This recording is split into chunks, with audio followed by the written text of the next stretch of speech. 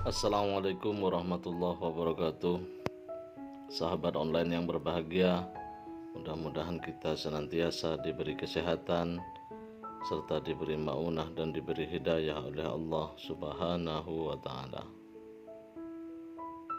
Ini tentang keistimewaan roti Bul Haddad dan mengenal ulama yang menyusunnya. Dikutip dari Dawu Al-Habib Umar bin Hafid. Rotib Al-Haddad adalah kumpulan dari beberapa ayat Al-Quran dan macam-macam zikir seperti tasbih, takbir, tahmid, tahlil, dan doa. Semua zikir tersebut disandarkan kepada hadis Nabi Muhammad SAW, dan di dalam rotib tersebut terdapat doa yang agung, dan barang siapa yang melazimkan diri membacanya maka akan mendapatkan qabul oleh Allah Subhanahu wa ta'ala. Sehingga para ulama berkata, barang siapa yang membaca rotib ini, kami berharap supaya yang membacanya dianugerahi husnul khotimah, karena di dalamnya terdapat permintaan kepada Allah Subhanahu wa ta'ala untuk meninggal dalam keadaan Islam yang diulang sebanyak 7 kali, yang berbunyi, Ya dzal jalali wal ikram amitsna ala dinil Islam. Wahai yang maha agung, matikan kami dalam keadaan Islam. Ini dibaca sebanyak 7 kali.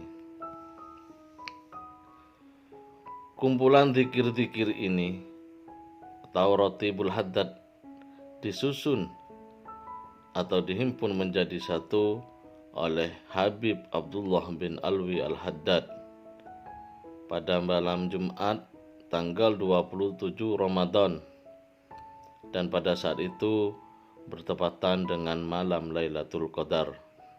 Di masa hidupnya Habib Abdullah Al-Haddad, rotib ini sudah tersebar di kota Mekah dan kota Madinah,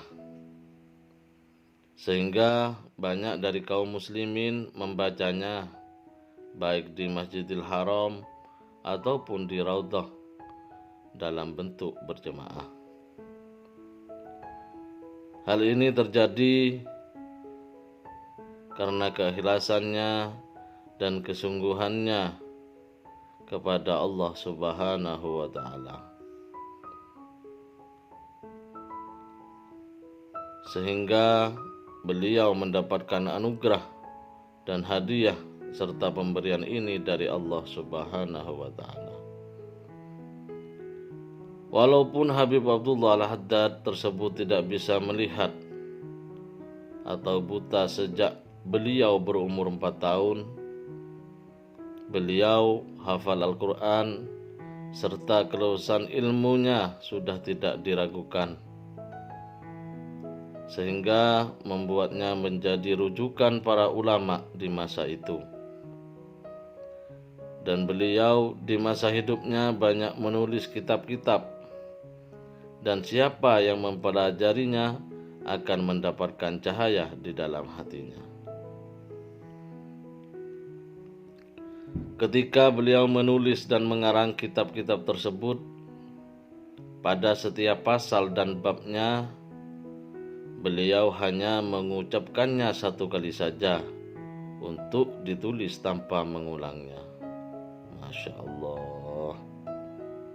Tentu kita tahu, adapun orang yang matanya bisa melihat saja, saat mereka menulis buku atau karangan, mereka terlebih dahulu menulisnya, lalu dikaji kembali karangannya, kemudian diedit. Mungkin ada yang salah, mungkin ada yang perlu diperbaiki. Ini untuk orang yang bisa melihat. Namun hal ini berbeda sekali dengan beliau Imam Abdullah Al-Haddad, meskipun beliau tidak bisa melihat, namun ketika mengarang kitab, beliau hanya membacanya satu kali saja dan tidak perlu mengulangnya. Itu salah satu keistimewaan beliau. Sehingga orang-orang yang membaca karangan-karangan beliau, Imam Abdullah Al-Haddad, melihat dari susunan pasalnya, tata bahasanya, sastranya, banyak dari mereka tidak percaya. Tak mungkin yang menulis kitab ini orang yang tidak melihat. Maka mereka datang ke tempat Imam Abdullah Al-Haddad ingin menyatakan hal tersebut betul apa tidak. Ketika mereka sampai ke rumah Imam Abdullah Al-Haddad, mereka disuguhi 2 cangkir kopi tiap orang. Tiba-tiba ada seekor lalat jatuh ke cangkir orang yang tadi tidak percaya. Masa ada orang yang tidak bisa melihat, bisa mengarang kitab sebagus itu? Lalat tersebut jatuh ke kopi orang itu. Tiba-tiba Imam Abdullah Al-Haddad berkata pada orang tersebut, "Wahai fulan, ada lalat barusan masuk ke kopimu. Keluarkanlah lalat itu dari kopimu." Orang itu terkejut dan terperanjat. Subhanallah, bagaimana beliau bisa tahu ada lalat jatuh dalam kopiku, sedangkan beliau tidak bisa melihat. Seketika itu dia menyadari tentang hakikat buta, bahwa Allah berfirman bahwa orang yang dikatakan buta adalah mereka yang buta hatinya. Kebiasaan beliau ketika masih kecil, bila beliau selesai belajar dari gurunya, beliau akan datang ke masjid dan mengerjakan sholat sebanyak 100 rakaat atau 200 dari masjid ke masjid yang lain. Ketahuilah, mereka adalah golongan yang dididik untuk cinta kepada Allah Subhanahu wa Ta'ala mulai sejak kecil dan senantiasa takut kepada Allah Subhanahu wa Ta'ala.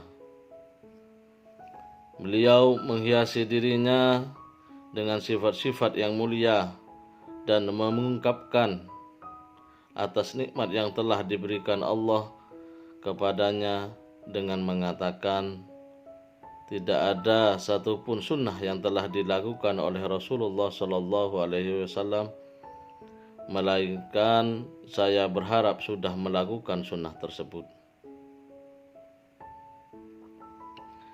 Adapun karangan-karangan beliau, Imam Abdullah Al-Haddad, sudah diterjemahkan dengan berbagai bahasa, di antaranya diterjemahkan ke dalam bahasa Inggris.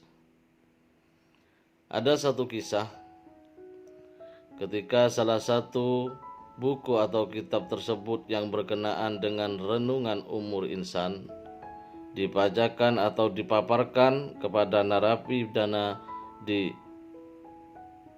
UK, Britania Raya,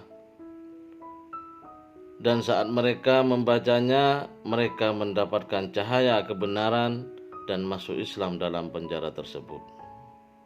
Semoga yang sedikit ini bermanfaat.